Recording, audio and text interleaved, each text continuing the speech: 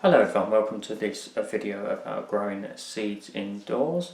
Today we're going to grow two sets of seeds in a propagator, and I'll show you how to do that. We're also going to do some outside. That'll be part 2 of the video. This is part 1. We're going to do part 2 once it gets a bit warmer outside, because we've just passed the snow sort of in the UK, and we're just waiting for it to get a little bit warmer. So let's start off with doing the seeds in the propagator. Okay, so this is my first time doing this, so if you have any tips on how to get the best out of your seeds, then do let me know in the comments. So what we're going to do today is we've got these tomato seeds.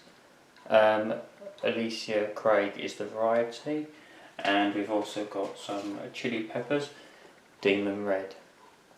Okay, so they're the two we're going to do. We've got some others, as I say, to do outside, which will be some leeks, and also we've got some cabbage and also some lettuce. So if you have any tips on the best way to get the best results of them outside, please let me know in the comments. Be much appreciated. So what you need is you need one of these propagators to do your seeds indoors. You can get them from most retailers, cost a couple of pounds. There's 3 sections to it. So you have the base, and then you have the bit for all your seeds, and then you have the lid, which I believe just helps to regulate temperature so the seeds grow at a decent rate and you get the best results that you're looking for. Okay, so what we need to do first of all is we need to put some compost into the tray. Okay, so we're just going to fill that up. As I say, this is my first time doing it, so any tips you have will be appreciated. Just using a trowel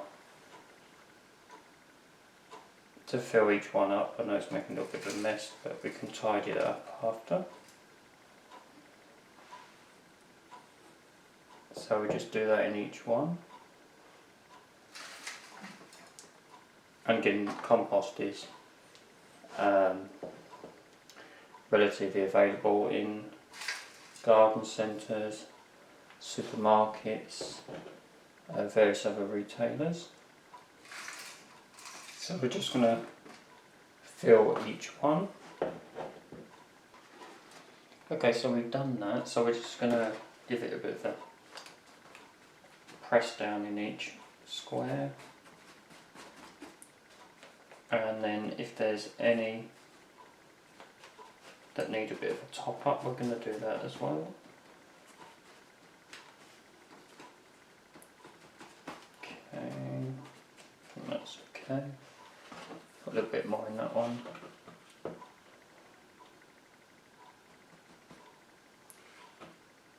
And I think a bit in that one.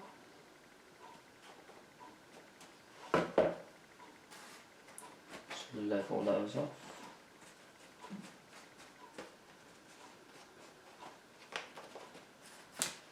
Okay, we're now just going to give it a bit of water.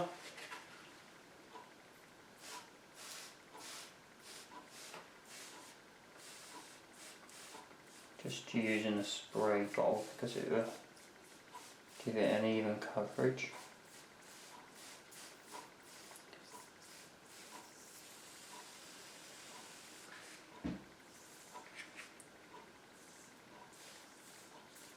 Now I've seen some videos where they say put the water in the bottom,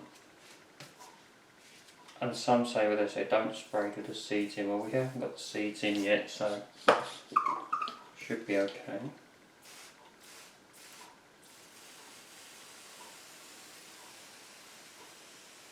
And the excess water will go down to the bottom anyway as well.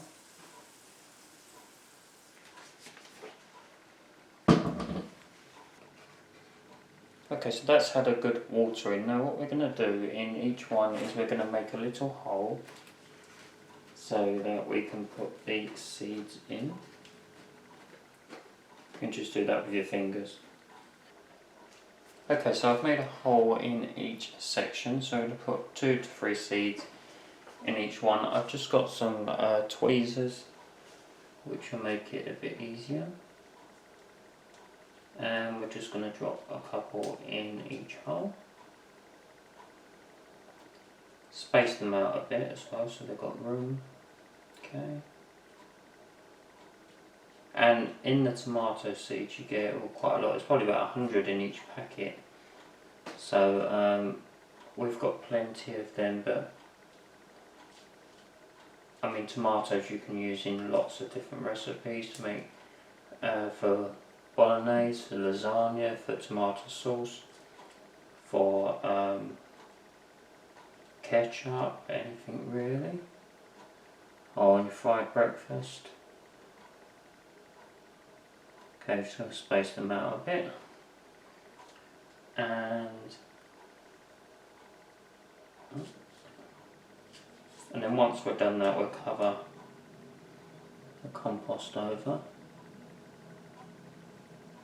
Okay.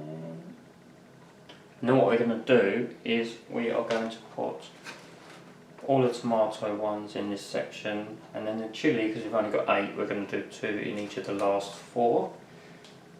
What I've done is I've drawn a simple seed map. This, because I've only got 2, it is very straightforward, but it just shows so we know what is in each one. And then also I've just put a sticker at the top, which then will indicate what is the top of the tray, just in case we forget. So I've just simply written, so you can see tomato and chilli on there. Okay, so let's put the rest of the seeds in. Okay, so now all the seeds are in. I've done the chilli ones at the end and spaced them out a bit. We're just going to cover over with compost, just to cover them up. Now it says this compost expands, so we shouldn't need to add any more, that should be fine. Just cover them all over.